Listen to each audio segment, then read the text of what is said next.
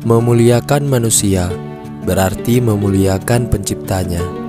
Merendahkan manusia berarti merendahkan dan menistakan penciptanya. Maka jangan sekali-kali kamu menganggap remeh ataupun merendahkan orang lain. Dan jangan pernah merasa malu untuk memuliakan orang lain ataupun menghargai dan menghormati orang lain. Karena semua yang kamu lakukan pada manusia, itu juga kamu lakukan pada penciptanya. Karena semua yang ada pada diri manusia tersebut, itulah yang dijadikan dan yang diciptakan oleh Tuhannya.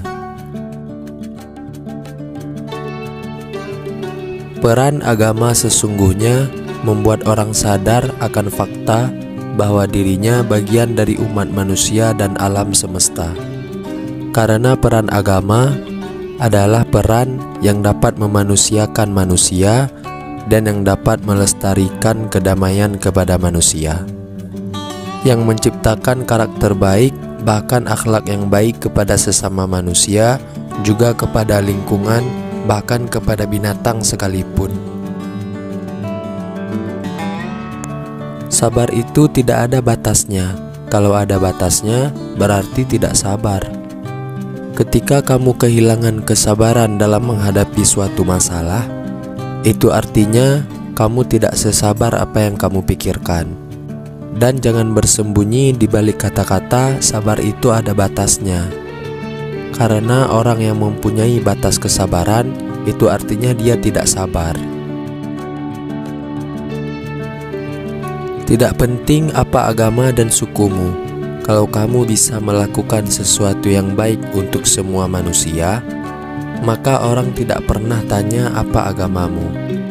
Untuk menanamkan sifat kebaikan bagi sesama tidak tergantung kepada agama apa yang dianutnya. Bahkan orang yang mempunyai agama sekalipun belum tentu memiliki sifat yang baik. Dan belum tentu juga dia bisa melakukan sesuatu yang baik untuk semua manusia. Dengan lelucon, kita bisa sejenak melupakan kesulitan hidup. Dengan humor, pikiran kita jadi sehat.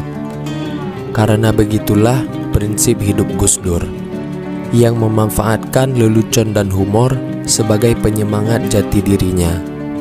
Dan dengan hal itu, dia bisa melupakan segala kesulitan dalam hidup dan bisa membuat sehat kembali pikirannya. Bangsa ini menjadi penakut karena tidak berani dan tidak mau bertindak menghukum yang bersalah. Begitulah keadaan bangsa kita sekarang ini, bahkan jauh saat masa Gus Dur masih memimpin. Keadaan bangsa yang takut untuk menghukum orang yang bersalah. Bangsa yang meringankan hukuman bagi mereka yang berkuasa dan bagi mereka yang memiliki harta berlimpah. Orang yang masih terganggu dengan hinaan dan pujian manusia, dia masih hamba yang amatiran. Ketika kehidupan kamu dan pikiran kamu bisa diusik oleh manusia yang lain, yang seharusnya kamu merasa terusik dan merasa tidak nyaman ketika kamu jauh dari Tuhan, maka kembali lagi kamu pertanyakan kepada diri kamu, apakah kamu termasuk hamba yang amatiran tersebut? Menyesali nasib tidak akan mengubah keadaan. Terus berkarya dan bekerjalah yang membuat kita berharga. Kamu lebih banyak menghabiskan waktu kamu untuk mengeluh dengan keadaan dan nasib kamu saat ini. Yang harus kamu tahu, setiap kali kamu menghabiskan waktu untuk mengeluh, itu tidak akan mengubah keadaan apapun. Dan ketika kamu ingin berusaha dan berkarya dan terus bekerja keras, maka dengan itu akan menghasilkan jalan keluar bagi nasib kamu saat ini.